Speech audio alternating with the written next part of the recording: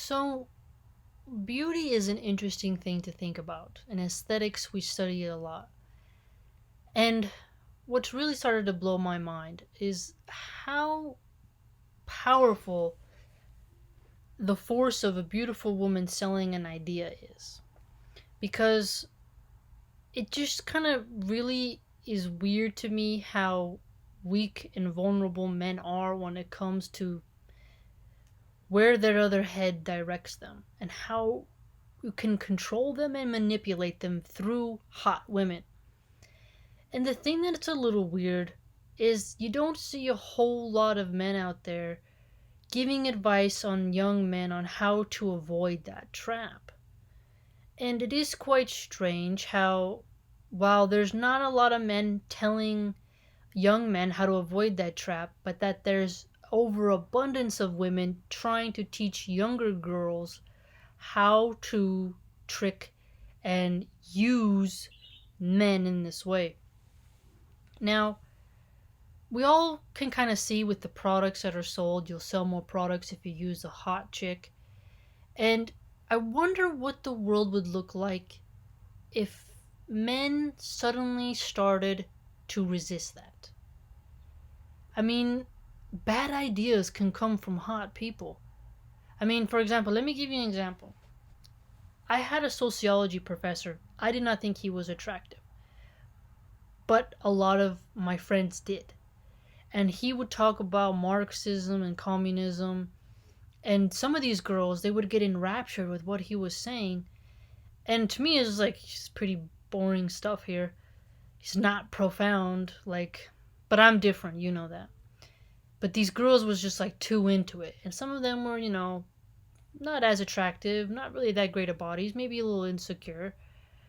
And they were just totally obsessed with him and buying into everything he was saying. And I think his looks played a part. Now, what's really scary though is when beautiful women sell a very degenerate lifestyle to kind of lesser beautiful women, and then these younger girls will look up to these older women as like guideposts, when in reality they are just female pimps. They're grooming young girls to go into an industry that they themselves know won't last past 30. Let's be honest, right? Unless you start having plastic surgery at 25. And even then, you just become kind of a token of, you know, pornish men. So, why is it, my question is like, why is it that so many men have not really fought against that?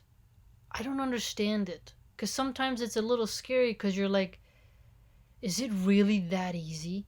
Is it really that easy that you could just show boobs and, a half decent face and just like guys will buy into it like they can't not look at it? It's a little strange. It's a huge weakness in our species to the point where it's like quite pathetic. So, how do you teach men like that?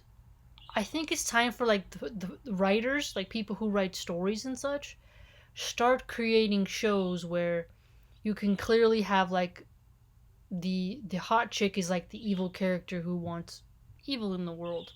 I think that's the one way we can get men to kind of wake up to that.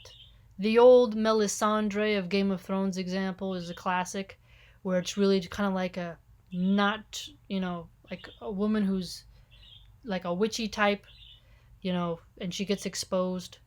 Those types of stories exist, and other really unique examples. But at the same time, it's not enough. It's not enough.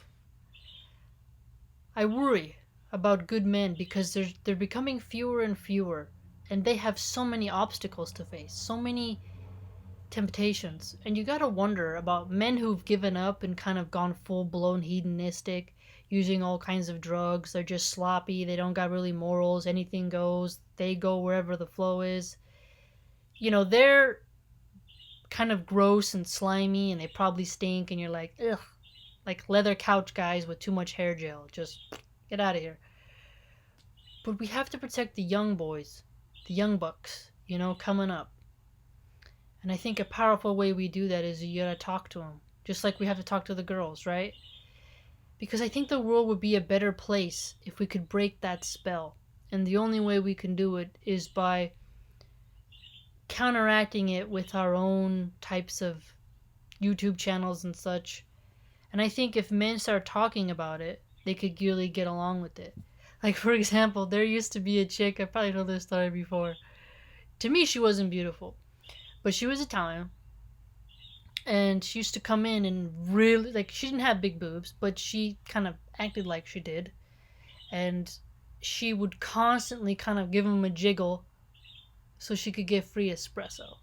I mean, and it worked. It worked on the male baristas. I could see it clearly, and they'd be like, "Yeah, yeah," and then she'd giggle and flirt, and then she'd make her way casually out the door so she didn't have to pay for $2.75 for a coffee.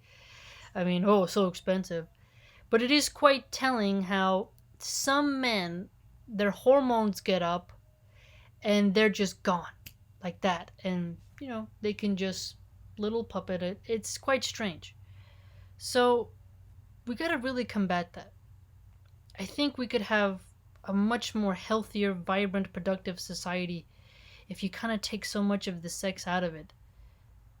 I mean, you can have a person and be happy. I just don't see the stability and sustainability of having such a system where we encourage degeneracy on such a scale that has never been seen before on this level. So it might be the time to start, mentioning, have a second wife instead of having, you know, all these downloaded videos of random drug addicted women doing acts that they will regret later. Do you know what I'm trying to say? Directing their energy towards better women. And again, all of you should create your own YouTube channels. We should create a network where we have a community. We have to expand it. We have to talk about it and deal with the ridicule that comes from it. Right? It's going to be a lonely road, especially if you're in California. It's going to be very lonely because of the values of such a state. But I think there could be hope if you start exposing the secrets. And indeed, YouTube and others are censoring normal people in favor of degeneracy and promoting it actually with corporate money. But if we at the grassroots level constantly work at it, it can help, right? So somebody sees a degenerate image, counter that with something else that can get their attention in an honest way. So I think we have to get men into more activities where they can keep their minds distracted too. As they say, the devil makes work for idle hands. So you keep the boys busy and keep them away from certain girls. I think that would be better. It's quite sad. Indeed, it's true. A lot of women have said that, those boys will get experience, they'll be able to make their wives more happy and such.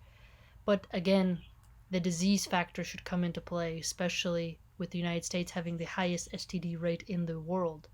And some of these don't have cures, and they're still pretty gross. And in California, if you willingly infect somebody with AIDS, it's no longer a crime. So there's that. Basically, my point is that I think if you tell men at a young age the trickery that comes from women's sex appeal, you can break the power that it can have. I think Superman, if he was real, would actually be a guy who, even if a woman is a dime piece and she's got it all hanging out, that he could just really, with strength and firmness, be like, no. I mean, that would be like, it's like the Ishtar Gilgamesh example. And if you don't know that example, you should read about it in the Epic of Gilgamesh. Because think about how old that text is, yet the goddess Ishtar is the perfect example of what we have today with our Hollywood elites, is that we need more Gilgameshes in the sense of restraint. Now, I'm not going to get into the argument of if Gilgamesh was gay for Enkidu or not, whatever. My point is not that. My point is that men who can literally tell somebody who's hot, no, right? And to encourage men to not be susceptible to that. Because it will help families stay together, and that should be the better goal. We should want families to stay together. We shouldn't want a harlot society in the name of feminist freedom. We have to start getting away from these women. These women are mentally ill, they're sick. I mean, some of them just hate men, some of them are very angry, and some of them really want to get revenge on men, and they want to help other women be against men, while also promoting women to hurt men. I mean, it's really weird how their logic works. But I think the more we expose it, the better, and obviously leading by example we must do. So what do you think? Right? What do you think? I'm not saying we should go like above and beyond to the wacko realm. I mean, small steps where you can help young men know that, this is not anything to be fooled by. You know what I'm trying to say? What do you think? What would you do? What are your suggestions? And let me know what you think. Let's have a dialogue.